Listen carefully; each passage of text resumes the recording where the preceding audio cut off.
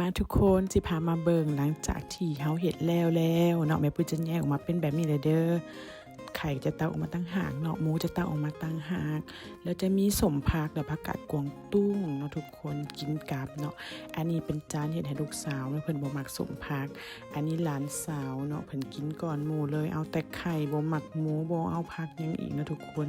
เบิ่งแม่เพิ่นว่าแซ่บแฮงกินจนเบิดทุกคนยกโป้เนาะอันนี้แม่ของพ่อเพิ่นเนาะพ่อนางนิชาเนาะเฮ็ดกลับบ้านเอามาต้อนพ่อเพิ่นทุกคนนี่เนาะได้กินเบิดทุกคนเด้อเวลาแม่ปุ้ยเฮ็ดเนาะจะให้ซิมทุกคนเลยอันนี้เป็นของแม่ปุ้ยกับของลูกชายเนาะส่วนสามีแม่เพิ่นกินแล้ว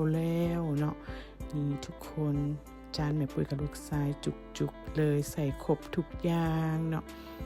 หมูหลายๆเนาะแล้วก็จะมีแจ่วกินกับทุกคนแม่ปุ้ยก็ลืมถ่ายวิธีเฮ็ดแจ่วคิดว่ามันก็บ่ยากหยังหลายเนาะคิดว่าทุกคนก็น่าจะเฮ็ดเป็นแล้วเนาะหน้าตาจะเป็นประมาณนี้ทุกคนกินแบบจุใจเลยเนาะอยากได้ตอนยังหลายก็ใส่เลยเนาะนี่ทุกคนให้เบิ่งอีกรอบนี่หน้าตาเป็นตาแซ่บแฮงเด้อสิบอกให้เด้อครัวแม่ปุ้ยนี่กินหัวปลาดุกทรายทุกคน